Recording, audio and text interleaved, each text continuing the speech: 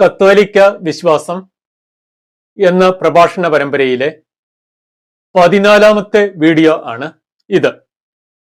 പല പ്രൊട്ടസ്റ്റന്റ് സഭകളിൽ നിന്നും വ്യത്യസ്തമായി കത്തോലിക്ക സഭയിൽ നിയമപ്രകാരമുള്ള പുരോഹിതന്മാർ അഥവാ പ്രീസ്റ്റ് ഉണ്ട്. ഇത് ബൈബിളിന് നിരക്കുന്ന ഒരു കാര്യമാണോ? ഇതേക്കുറിച്ചാണ് ഇന്നത്തെ ഈ വീഡിയോയിൽ നമ്മൾ പങ്കുവയ്ക്കുവാൻ പോകുന്നത്. സാധാരണഗതിയിൽ ദൈവത്തിനും മനുഷ്യർക്കും ഇടയിൽ മധ്യവർത്തിയായി നിൽക്കുന്ന ഒരാളെയാണ് മതങ്ങളിൽ നമ്മൾ പുരോഹിതൻ എന്ന് വിളിക്കുന്നത്. ആദി മാതാപിതാക്കളായ ആദവും ഹവ്വായും ചെയ്ത ആദ്യ പാപത്തിൽ മനുഷ്യവംശം മുഴുവൻ പങ്കുപറ്റുന്നു എന്നുള്ളതാണ് ദൈവത്തിന്റെ മാനദണ്ഡം. ഇക്കാരണത്താല് ഇന്ന് ഓരോ മനുഷ്യ ശിശുവും ജനിക്കുന്നത് ദൈവിക ജീവൻ നഷ്ടപ്പെട്ട് ആത്മീയ മരണത്തിന്റെ അവസ്ഥയിലാണ്. തന്മൂലം പാപം ചെയ്യാതിരിക്കാനുള്ള കഴിവ് മനുഷ്യനില്ല. മനുഷ്യരെല്ലാവരും ജീവിതത്തിൽ ഒരു പാപമെങ്കിലും ചെയ്തിട്ടുള്ളവരാണ്. ദൈവത്തിന്റെ അനന്തമായ പരിശുദ്ധിയുടെയും നീതിയുടെയും മാനദണ്ഡമനുസരിച്ച് ഒരു മനുഷ്യൻ തന്റെ ജീവിതത്തിലെ ആദ്യത്തെ പാപം ചെയ്യുമ്പോൾ തന്നെ അനന്തമായ ഒരു ശിക്ഷയ്ക്ക്, ഇൻഫിനിറ്റ് പെനാലിറ്റി, അതിന് അർഹനായി തീരുന്നു. എന്നാൽ ഇതിന് പരിഹാരം ചെയ്യാനുള്ള കഴിവ് പരിമിതനായ മനുഷ്യനില്ല. തന്മൂലം മനുഷ്യർ എല്ലാവരും നരകശിക്ഷയ്ക്ക് അർഹരാണ് എന്നാണ് ബൈബിൾ പറയുന്നത്. ആദി മാതാപിതാക്കളുടെ ആദ്യ പാപത്തിനും അതുപോലെ മനുഷ്യവംശം ചെയ്തിട്ടുള്ള ഇതര പാപങ്ങൾക്കും വേണ്ടി ദൈവനീതിയെ തൃപ്തിപ്പെടുത്തുന്ന രീതിയിൽ യേശു കാൽവരിയിൽ പരിഹാരം ചെയ്തു. ക്രിസ്തു മനുഷ്യനായി അവതരിച്ച ദൈവമാണ്. അതിനാല് അവന്റെ കുരിശുമരണത്തിന്റെ യോഗ്യത അനന്തം ആണ്. ഇന്ന് ഒരാള് യേശുവിൽ ശരിയായ വിശ്വാസം അർപ്പിക്കുവാൻ തയ്യാറായാൽ അയാളുടെ പാപ കടങ്ങളെല്ലാം യേശുവിന്റെ കാൽവരിയാഗത്തിന്റെ യോഗ്യതകളാൽ ക്ഷമിക്കപ്പെടുന്നു. അതായത് അയാള് ദൈവസമക്ഷം നീതീകരിക്കപ്പെടുന്നു. ദൈവത്തിന്റെ നീതിപീഠത്തിന് മുമ്പിൽ യോഗ്യതയോടെ നിൽക്കാൻ അയാൾക്ക് സാധിക്കും. അയാള് ആത്മാവിൽ വീണ്ടും ജനനം പ്രാപിച്ച് ദൈവമക്കളുടെ പദവിയിലേക്ക് കടന്നു വരുന്നു. ദൈവമക്കൾ ദൈവ തിരുമുൻപിൽ നീതീകരിക്കപ്പെട്ടവരാണ്. അതിനാല് മറ്റു മനുഷ്യർക്ക് വേണ്ടി ദൈവസന്നിധിയിൽ മധ്യസ്ഥം പ്രാർത്ഥിക്കുവാൻ അവർക്ക് സാധിക്കും. ഇക്കാരണത്താല് ഈ ദൈവമക്കൾക്ക് ഒരു പൊതു പൗരോഹിത്യം അല്ലെങ്കിൽ കോമൺ പ്രീസ്റ്റ്ഹുഡ് ഉണ്ട് എന്ന് നമ്മൾ പറയുന്നു. പത്രോസിന്റെ 1-ാം ലേഖനത്തിൽ നിന്നുള്ള ഒരു വചനം നിങ്ങൾ ശ്രദ്ധിക്കുക. എന്നാൽ നിങ്ങൾ തെരഞ്ഞെടുക്കപ്പെട്ട വംശവും രാജകീയ പുരോഹിത ഗണവും വിശുദ്ധ ജനതയും ദൈവത്തിന്റെ സ്വന്തം ജനവുമാണ്. ഇവിടെ പത്രോസ് അപ്പസ്തോലൻ ആദിമ ക്രൈസ്തവരോട് പറയുന്നു, നിങ്ങൾ ഒരു രാജകീയ പുരോഹിത ഗണം ആണ് എന്ന്. അതായത് യേശുവിൽ വിശ്വസിച്ച് ദൈവമക്കളായിട്ടുള്ള എല്ലാവർക്കും ഒരു പൊതു പൗരോഹിത്യം അല്ലെങ്കിൽ കോമൺ പ്രീസ്റ്റ്ഹുഡ് ഉണ്ട്. എന്നാൽ ഇതിൽ നിന്ന് വ്യത്യസ്തമായി മറ്റൊരു തരം പൗരോഹിത്യം, അതായത് ഒരു ശുശ്രൂഷ പൗരോഹിത്യം അല്ലെങ്കിൽ മിനിസ്റ്റീരിയൽ പ്രീസ്റ്റ്ഹുഡ് എന്ന ഒരു കാര്യം കൂടി സഭയിൽ ഉണ്ട് എന്ന് ബൈബിൾ പുതിയ നിയമം ആഴത്തിൽ പരിശോധിക്കുമ്പോൾ നമുക്ക് മനസ്സിലാക്കുവാൻ സാധിക്കും. ഈ ശുശ്രൂഷ പൗരോഹിത്യം അല്ലെങ്കിൽ മിനിസ്റ്റീരിയൽ പ്രീസ്റ്റ്ഹുഡ്, അതിനെക്കുറിച്ചാണ് ഇന്നത്തെ ഈ വീഡിയോയിൽ നമ്മൾ പങ്കുവയ്ക്കുവാൻ പോകുന്നത്. നമുക്ക് ബൈബിൾ പഴയ നിയമം, ഓൾഡ് ടെസ്റ്റമെന്റ്, അവിടെ നിന്ന് തന്നെ ആരംഭിക്കാം. അബ്രഹാം എന്ന ഒരു വ്യക്തിയുടെ സന്തതി പരമ്പരയാണ് ഇസ്രായേൽ ജനത. ഇസ്രായേൽ എന്നത് ദൈവം പ്രത്യേകം തെരഞ്ഞെടുത്ത ഒരു ജനതയാണ്. 10 കൽപ്പനകളും അതുപോലെ അതുമായി അനുബന്ധിച്ച നിയമങ്ങളും ദൈവം ഔദ്യോഗികമായി നൽകിയത് ഈ ഇസ്രായേൽ ജനതയ്ക്കാണ്. ഇസ്രായേൽ ജനതയിൽ നിന്നാണ് രക്ഷകൻ, അതായത് ക്രിസ്തു പിറക്കാൻ പോകുന്നത്. ലോകത്തിലെ മറ്റ് ജനതകളുടെ മുൻപിൽ സത്യദൈവത്തെ പ്രതിനിധീകരിക്കേണ്ടവരാണ് ഈ ഇസ്രായേൽ ജനത. ഇങ്ങനെ നോക്കുമ്പോൾ ഈ ഇസ്രായേൽ ജനതയ്ക്ക് ഒരു പൊതു പൗരോഹിത്യം അല്ലെങ്കിൽ കോമൺ പ്രീസ്റ്റ്ഹുഡ് ഉണ്ട് എന്ന് ബൈബിൾ പഴയ നിയമത്തിൽ പറഞ്ഞിരിക്കുന്നു. പുറപ്പാടിന്റെ പുസ്തകത്തിൽ നിന്നുള്ള ഒരു വചനം നിങ്ങൾ കാണുക. നിങ്ങൾ എനിക്ക് പുരോഹിത രാജ്യവും വിശുദ്ധ ജനവുമായിരിക്കും. അതായത് മോശ വഴി ദൈവം ഇസ്രായേൽ ജനത്തോട് പറയുന്നു, നിങ്ങൾ എനിക്ക് ഒരു പുരോഹിത രാജ്യം ആണ് എന്ന്. അതായത് ഇസ്രായേൽ ജനത്തിന് ഒരു പൊതു പൗരോഹിത്യം അല്ലെങ്കിൽ കോമൺ പ്രീസ്റ്റ്ഹുഡ് ഉണ്ട് എന്ന് നമ്മൾ ഇവിടെ കാണുന്നു. എന്നാൽ ഈ പൊതു പൗരോഹിത്യത്തിന് പുറമെ ഇസ്രായേലിൽ ഒരു ശുശ്രൂഷ പൗരോഹിത്യം അല്ലെങ്കിൽ മിനിസ്റ്റീരിയൽ പ്രീസ്റ്റ്ഹുഡ് അതും കൂടി നിലനിന്നിരുന്നു എന്ന് നമുക്ക് ബൈബിൾ പഴയ നിയമത്തിൽ തന്നെ കാണാൻ സാധിക്കും. പുറപ്പാടിന്റെ പുസ്തകത്തിൽ നിന്നുള്ള മറ്റൊരു വചനം നിങ്ങൾ ശ്രദ്ധിക്കുക. പുരോഹിതന്മാരായി എനിക്ക് ശുശ്രൂഷ ചെയ്യാൻ വേണ്ടി നിന്റെ സഹോദരനായ അഹ്റോനെയും അവന്റെ പുത്രന്മാരായ നാദാബ്, അബീഹു, എലയാസർ, ഇത്താമർ എന്നിവരെയും ഇസ്രായേൽക്കാരുടെ ഇടയിൽ നിന്ന് നിന്റെ അടുക്കലേക്ക് വിളിക്കുക. ഇവിടെ ദൈവം മോശയോട് പറയുന്നു, പുരോഹിതന്മാരായി എനിക്ക് ശുശ്രൂഷ ചെയ്യാൻ വേണ്ടി അഹ്റോനെയും അവന്റെ പുത്രന്മാരെയും ഇസ്രായേൽക്കാരുടെ ഇടയിൽ നിന്ന് നിന്റെ അടുക്കലേക്ക് വിളിക്കുക എന്ന്. തുടർന്ന് ദൈവം ഈ പുരോഹിത ശുശ്രൂഷയിൽ അഹ്റോനെയും പുത്രന്മാരെയും സഹായിക്കാനായി ലേവി ഗോത്രത്തെ, അതായത് ലേവിയരെ നിയമിക്കുന്നതായിട്ടും നമ്മൾ വായിക്കുന്നു. അതായത് ഇസ്രായേലില് ഈ പൊതു പൗരോഹിത്യത്തിന് പുറമെ ഒരു ശുശ്രൂഷ പൗരോഹിത്യം അതും കൂടി ഉണ്ട് എന്ന കാര്യം ഇവിടെ വ്യക്തമാകുന്നു. ഇനി നമുക്ക് ബൈബിൾ പുതിയ നിയമത്തിലേക്ക് വരാം. യേശു മരിച്ചു, ഉത്ഥാനം ചെയ്തു. സ്വർഗാരോഹണം ചെയ്യുന്നതിന് മുമ്പ് യേശു തന്റെ അപ്പസ്തോലന്മാരോട് ഇങ്ങനെ പറയുന്നതായിട്ട് നമ്മൾ മർക്കോസിന്റെ സുവിശേഷം 16-ാം അധ്യായത്തിൽ വായിക്കുന്നു. നിങ്ങൾ ലോകമെങ്ങും പോയി എല്ലാ സൃഷ്ടികളോടും സുവിശേഷം പ്രസംഗിക്കുവിൻ. ഇവിടെ യേശു തന്റെ അപ്പസ്തോലന്മാരോട് പറയുന്നു, നിങ്ങൾ പോയി സുവിശേഷം പ്രസംഗിക്കുവിൻ. എന്നാൽ സുവിശേഷങ്ങൾ വായിക്കുമ്പോൾ നമുക്ക് ഒരു കാര്യം വ്യക്തമാകും. ഈ സുവിശേഷം പ്രസംഗിക്കുവിൻ എന്നുള്ള കൽപ്പന യേശു തന്റെ അപ്പസ്തോലന്മാർക്ക് മാത്രമല്ല നൽകുന്നത്, പിന്നെയോ മറ്റു പലർക്കും നൽകുന്നുണ്ട്. മാത്രമല്ല, അപ്പസ്തോല പ്രവർത്തനങ്ങളുടെ പുസ്തകത്തിലേക്ക് വരുമ്പോൾ ആദിമ ക്രൈസ്തവരിൽ നിരവധി പേർ സുവിശേഷം പ്രസംഗിച്ചിരുന്നതായി നമുക്ക് കാണാൻ സാധിക്കും. അതായത് നിങ്ങൾ സുവിശേഷം പ്രസംഗിക്കുവിൻ എന്ന കൽപ്പന യേശു അപ്പസ്തോലന്മാർക്ക് നൽകി. എന്നാൽ ഇത് അപ്പസ്തോലന്മാർക്ക് വേണ്ടി മാത്രമുള്ള ഒരു കൽപ്പനയല്ല, പിന്നെയോ എല്ലാ ക്രൈസ്തവർക്കും വേണ്ടി ഉള്ളതാണ്. അതായത് സുവിശേഷം പ്രസംഗിക്കുന്നതിനുള്ള കടമ എല്ലാ ക്രൈസ്തവർക്കും ഉണ്ട്. ഇനി നമുക്ക് അത്ഭുതങ്ങളുടെയും രോഗശാന്തിയുടെയും കാര്യത്തിലേക്ക് വരാം. യേശു മരിച്ച് ഉത്ഥാനം ചെയ്ത് സ്വർഗാരോഹണം ചെയ്യുന്നതിന് മുമ്പായി അപ്പസ്തോലന്മാരോട് ഇങ്ങനെ പറയുന്നതായിട്ട് നമ്മൾ മർക്കോസിന്റെ സുവിശേഷം 16-ാം അധ്യായത്തിൽ തുടർന്ന് വായിക്കുന്നു. വിശ്വസിക്കുന്നവരുടെ കൂടെ ഈ അടയാളങ്ങൾ ഉണ്ടായിരിക്കും. അവർ എന്റെ നാമത്തിൽ പിശാചുക്കളെ ബഹിഷ്കരിക്കും, പുതിയ ഭാഷകൾ സംസാരിക്കും, അവർ സർപ്പങ്ങളെ കയ്യിലെടുക്കും, മാരകമായി എന്തു കുടിച്ചാലും അത് അവരെ ഉപദ്രവിക്കുകയില്ല, അവർ രോഗികളുടെ മേൽ കൈകൾ വയ്ക്കും, അവർ സുഖം പ്രാപിക്കുകയും ചെയ്യും. അതായത് യേശു ഇവിടെ പറയുന്നു, വിശ്വസിക്കുന്നവരോടുകൂടി ഈ അടയാളങ്ങൾ ഉണ്ടായിരിക്കും. അവർ പിശാചുക്കളെ ബഹിഷ്കരിക്കും, അത്ഭുതങ്ങൾ പ്രവർത്തിക്കും, രോഗശാന്തി നൽകും. അതായത് ഈ അത്ഭുത പ്രവർത്തനത്തിനുള്ള വരം അത് 12 അപ്പസ്തോലന്മാരിൽ ഒതുക്കി നിർത്താൻ ദൈവം ആഗ്രഹിക്കുന്നില്ല.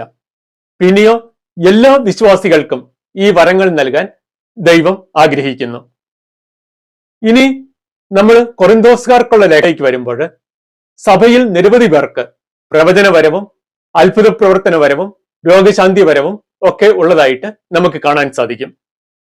അതായത് രോഗശാന്തി നൽകുന്നതിനും അത്ഭുതം പ്രവർത്തിക്കുന്നതിനും പിശാചുക്കളെ ബഹിഷ്കരിക്കുന്നതിനുമുള്ള വരങ്ങള് എല്ലാ വിശ്വാസികൾക്കും നൽകാനായിട്ട് ദൈവം ആഗ്രഹിക്കുന്നു. എന്നാൽ ജ്ഞാനസ്നാനത്തിന്റെ കാര്യം അല്ലെങ്കിൽ മാമോദീസായുടെ കാര്യം ഇതിൽ നിന്ന് വ്യത്യസ്തമാണ്. യേശു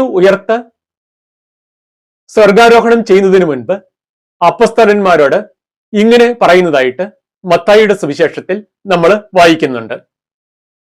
ആകയാൽ നിങ്ങൾ പോയി എല്ലാ ജനതകളെയും ശിഷ്യപ്പെടുത്തുവിൻ, പിതാവിന്റെയും പുത്രന്റെയും പരിശുദ്ധാത്മാവിന്റെയും നാമത്തിൽ അവർക്ക് ജ്ഞാനസ്നാനം നൽകുവിൻ.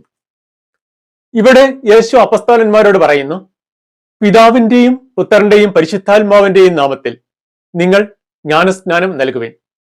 ഈ സുവിശേഷങ്ങൾ പരിശോധിക്കുമ്പോൾ നമുക്ക് ഒരു കാര്യം മനസ്സിലാകും. അതായത് ജ്ഞാനസ്നാനം നൽകുവിൻ എന്നുള്ള ഈ കൽപ്പന യേശു നൽകുന്നത് തന്റെ അപ്പസ്തോലന്മാർക്ക് മാത്രം ആണ്. സുവിശേഷങ്ങൾ പരിശോധിക്കുമ്പോൾ സ്നാപക യോഹന്നാൻ സ്നാനം നൽകുന്നതായിട്ട് നമ്മൾ വായിക്കുന്നുണ്ട്. എന്നാൽ ഇത് യഥാർത്ഥത്തിലുള്ള ഒരു ക്രിസ്തീയ മാമോദീസ അല്ല.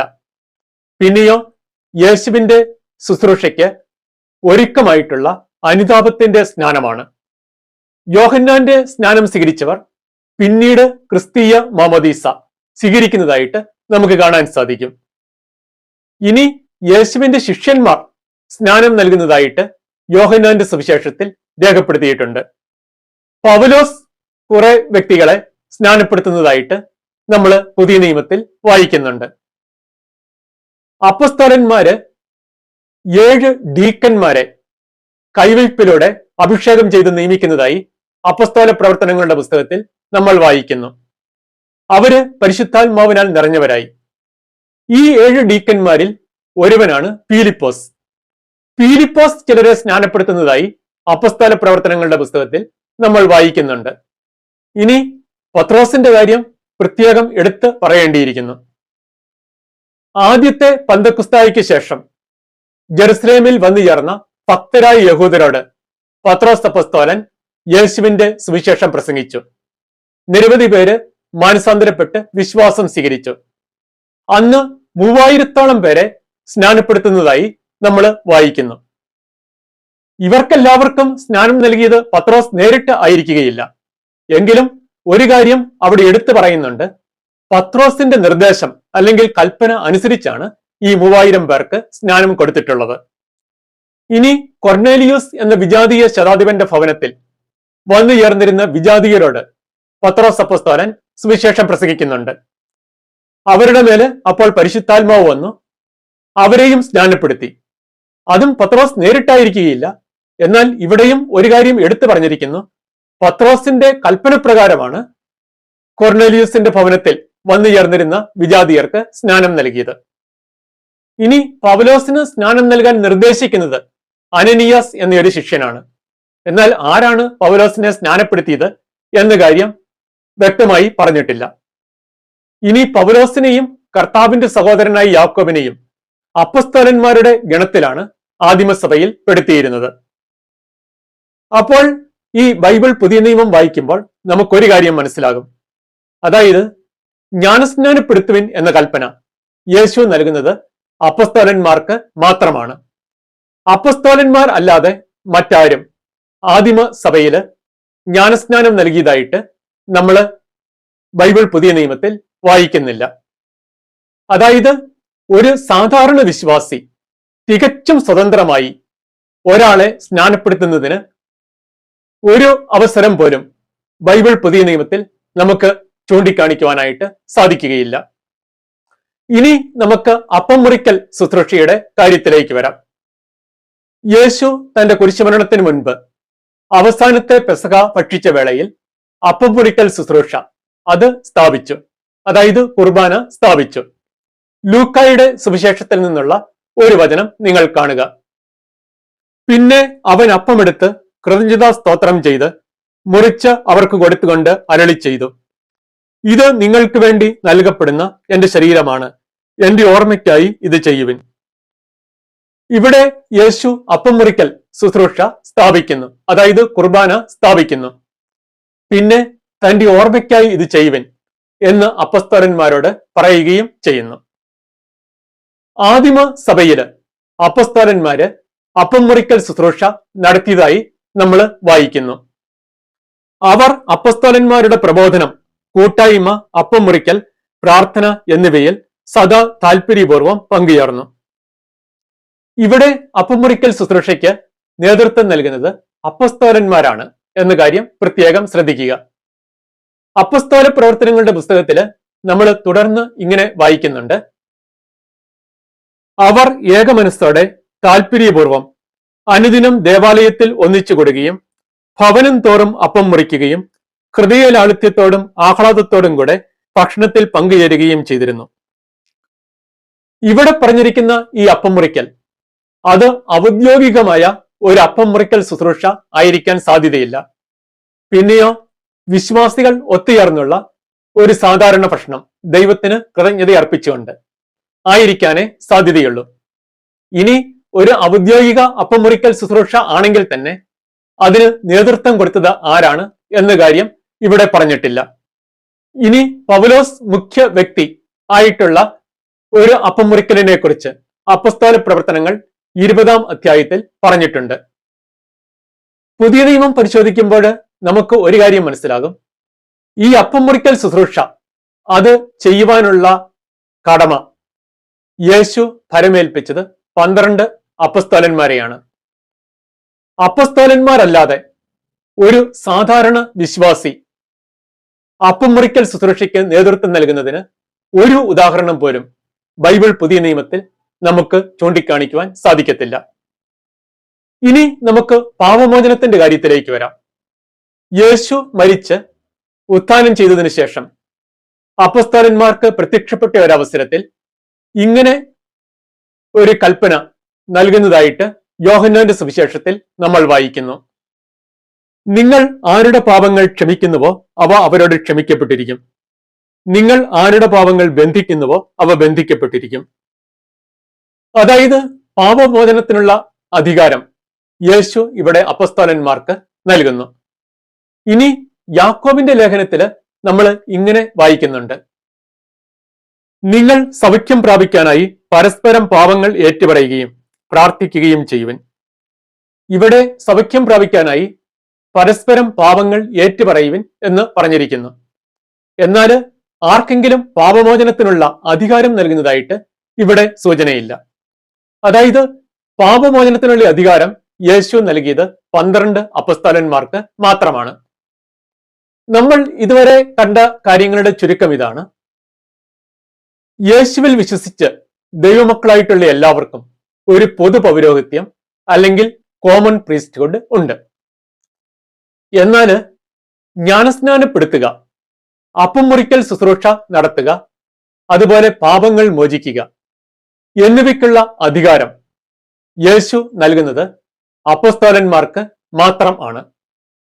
ഒരു സാധാരണ വിശ്വാസി ഇക്കാര്യങ്ങൾ സ്വതന്ത്രമായി ചെയ്യുന്നതിന് ഒരു ഉദാഹരണം പോലും ബൈബിൾ പുതിയ നിയമത്തിൽ നമുക്ക് കണ്ടെത്താനായിട്ട് സാധിക്കത്തില്ല. അതായത് ഒരു ശുശ്രൂഷ പൗരോഹിത്യം അല്ലെങ്കിൽ മിനിസ്റ്റീരിയൽ പ്രീസ്റ്റ്ഹുഡ്, അതിനുള്ള അടിസ്ഥാനം ബൈബിൾ പുതിയ നിയമത്തിൽ നമുക്ക് കണ്ടെത്താൻ സാധിക്കും. ഇനി അപ്പസ്തോലന്മാര് കൈവയ്പിലൂടെ സഭാശ്രേഷ്ഠന്മാരെ അല്ലെങ്കിൽ മെത്രാന്മാരെ നിയമിച്ചു. ഈ മെത്രാന്മാർ അതിനടുത്ത തലമുറയിലെ മെത്രാന്മാരെ കൈവയ്പിലൂടെ നിയമിച്ചു. ഇത് ഇങ്ങനെയൊരു ചങ്ങലയായി തുടർന്ന് നമ്മുടെ കാലഘട്ടത്തിൽ എത്തി നിൽക്കുന്നു. അതായത് ഈ മെത്രാന്മാർ എന്ന് പറയുന്നവരാണ് അപ്പസ്തോലന്മാരുടെ പിൻഗാമികൾ. അപ്പോൾ ഈ ശുശ്രൂഷ പൗരോഹിത്യം യേശു പരമേൽപ്പിച്ചത് അപ്പസ്തോലന്മാരെയാണ്.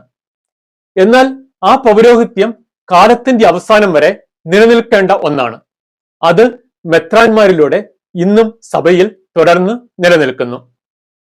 ഇനി നമുക്കറിയാം, ഈ മെത്രാൻ എന്ന് പറയുന്നത് ഒരു വലിയ ഭൂപ്രദേശത്തിന്റെ ഇടയനാണ്. അപ്പോൾ ഈ ശുശ്രൂഷ പൗരോഹിത്യത്തിന്റെ എല്ലാ ധർമ്മങ്ങളും വിശ്വാസികൾക്ക് നേരിട്ട് എത്തിച്ചു കൊടുക്കാൻ ഒരു മെത്രാന് പ്രായോഗിക തലത്തിൽ സാധിക്കത്തില്ല. അതിനാൽ ഈ മെത്രാനെ ഈ പൗരോഹിത്യ ശുശ്രൂഷയിൽ സഹായിക്കുന്നവരായി കുറച്ചു പേർ വേണം. അതായത് മെത്രാന്റെ പൗരോഹിത്യത്തിൽ പങ്കുചേരുന്നവരായി. ഇങ്ങനെ ഈ പൗരോഹിത്യ ശുശ്രൂഷയിൽ മെത്രാനെ സഹായിക്കുന്നവരാണ് വൈദികർ. നമ്മള് പത്രോസ് അപ്പസ്തോലൻ പ്രധാനപ്പെട്ട 2 ജ്ഞാനസ്നാന ശുശ്രൂഷകൾ നടത്തുന്നതായി അപ്പസ്തോല പ്രവർത്തനങ്ങളുടെ പുസ്തകത്തിൽ കണ്ടു. അതായത് ആദ്യത്തെ പന്തക്കുസ്തായിക്ക് ശേഷം ജെറുസലേമിൽ വെച്ച് 3000 പേരെ സ്നാനപ്പെടുത്തി. പിന്നെ കൊർണേലിയൂസിന്റെ ഭവനത്തിൽ വെച്ച് വിജാതീയരെയും സ്നാനപ്പെടുത്തി. ഇവിടെ പത്രോസ് അല്ലായിരിക്കും നേരിട്ട് ഇവരെ സ്നാനപ്പെടുത്തിയിട്ടുള്ളത്. എങ്കിലും പത്രോസിന്റെ നിർദ്ദേശ അനുസരണം, കൽപ്പനയനുസരിച്ച് പത്രോസിന്റെ ഈ ശുശ്രൂഷയിൽ കുറെ ആളുകൾ പങ്കുചേർന്നു. അവരായിരിക്കാം സ്നാനപ്പെടുത്തിയത്. അതുപോലെ ഈ മെത്രാനെ തന്റെ പൗരോഹിത്യ ശുശ്രൂഷയിൽ സഹായിക്കുന്നവരായി, അതായത് മെത്രാന്റെ പൗരോഹിത്യ ശുശ്രൂഷയിൽ പങ്കുചേരുന്നവരായി കുറച്ചുപേർ ഉണ്ടായിരിക്കണം.